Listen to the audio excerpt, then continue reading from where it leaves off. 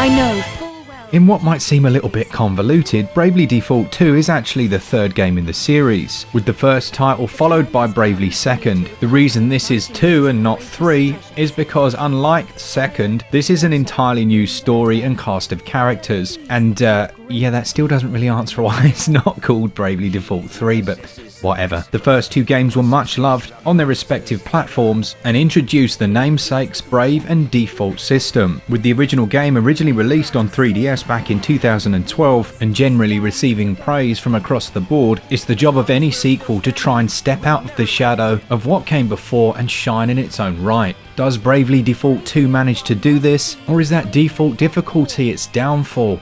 Let's find out.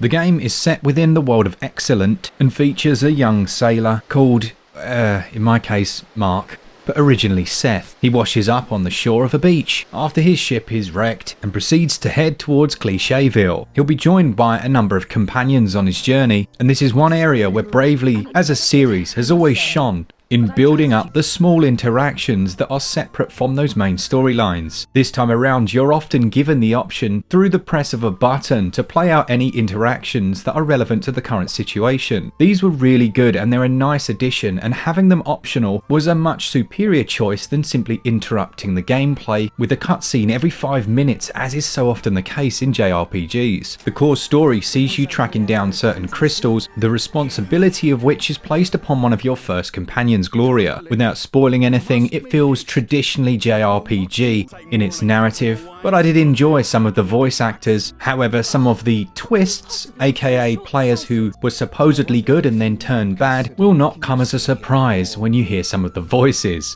Overall, story is something Bravely Default 2 does very well. You'll never feel confused, and there are a couple of quality of life features to help you look back at cutscenes perhaps you weren't paying too much attention to. There is still time to change your mind.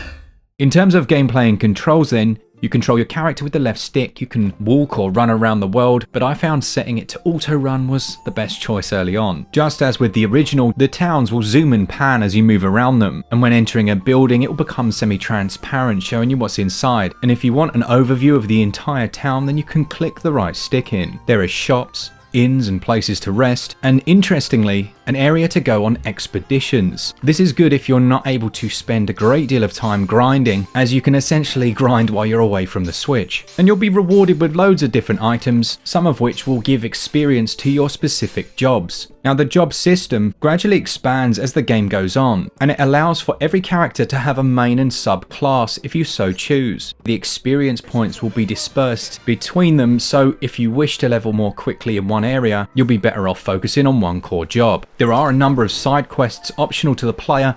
These are very generic and tend to be fetch this, fetch that, or kill a certain number of blobs. You know the drill. I think it's fair to say that the combat, and essentially combat difficulty, is the most divisive aspect of Bravely Default 2. The system allows you to either use your Brave points, which are shown here, or you can default, which will defend and build up that BP gauge. The same thing's happening for your enemy, but if you choose, you can spend up to 3 lots of this, allowing you the option of doing multiple attacks.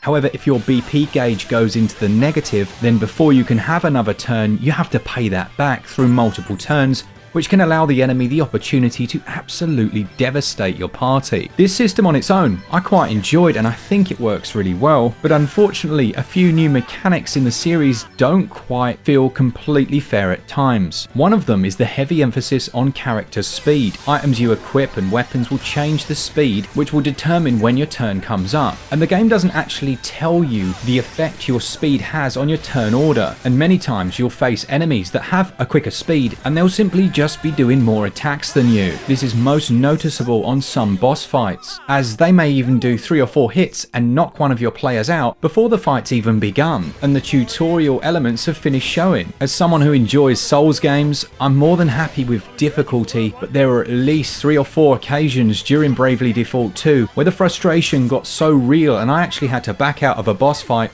go back out into the world and grind for levels. And at any point where that becomes essential, for my personal preferences, I'm not enjoying that experience as much. Just by its nature, reviewing a game like this doesn't potentially do that area justice, as when you pick it up, you probably just take your time and do the side fights and missions, and by the time you reach these boss fights, it won't be an issue. But if you plan on doing zero grinding in Bravely Default 2, you've probably got the wrong game. And when you do overcome the bosses, you're awarded new job classes, so by the end of the title, you're much more powerful and have a better understanding of the most effective strategies. But what I will say to new players is don't ignore your statistics, as building a really fast party is almost more important than building a powerful one. Gripes aside, I do like the Brave system. It's really satisfying when a strategy you choose pays off, and I like the fact that you can dodge encounters in the open world areas. Overall then, there are many elements to the gameplay that will feel really familiar to players of most JRPGs, but certainly take your time if you're able to, as otherwise more frustrating elements will rear their head. I think it's fair to say that fans of the original game are going to enjoy Bravely Default 2, and I love the interactions between your party, but I also feel like some of the systems don't feel quite as refined or perhaps resolved as they should be, and there are instances, regardless of how good a player you are, where the RNG gods will be against you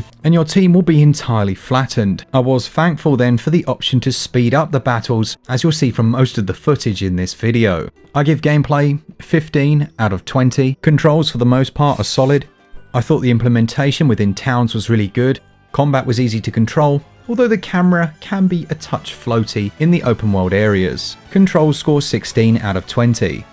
As far as visuals and performance go, there are some aspects of Bravely Default 2 that I absolutely love. The town designs were excellent, with the colour palette used making them look like they're hand painted, but then the zoom transitions to the internal structures really brings life to each of the areas. Character designs are all decent, if a little generic, and there are some brilliant boss enemies. Performance for the most part is okay, although the Unreal Engine does suffer in a few areas, with frame rates dropping sub 30. In handheld, the game looks decent, as does it in docked, and while the resolution doesn't look native at all times, we've seen far worse than this from the Unreal Engine, and there's a good balance here between image quality and performance. The Bravely series has an excellent history when it comes to soundtracks. Easy does it. Best of the day! Okay then.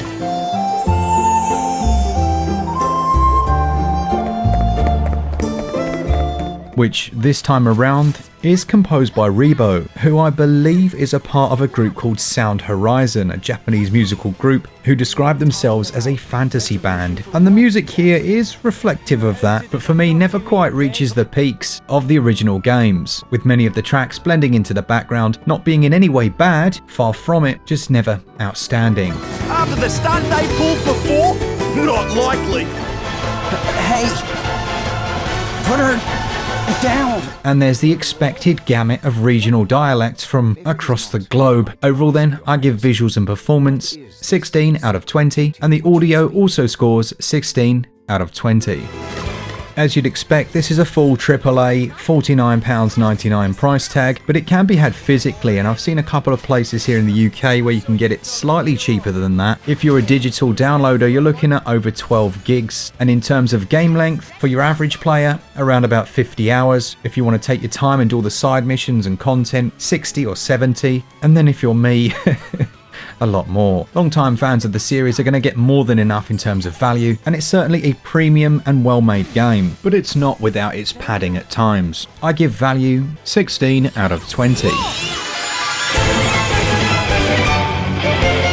I know full well the duty that awaits me.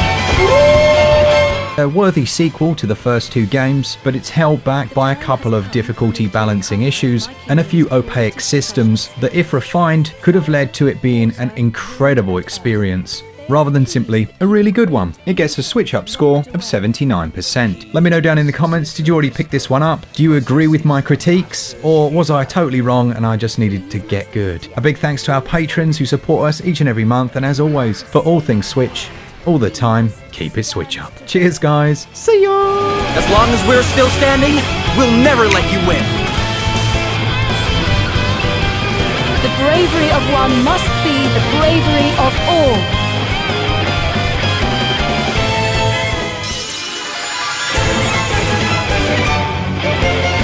I know full well the duty that awaits me. The time has come for me to recover my kingdom's greatest treasures. Fire, water, wind, and earth. They are the keys that keep a great evil locked away. He who possesses the crystal possesses the master's favor. Please, Master Gwydion, you mustn't.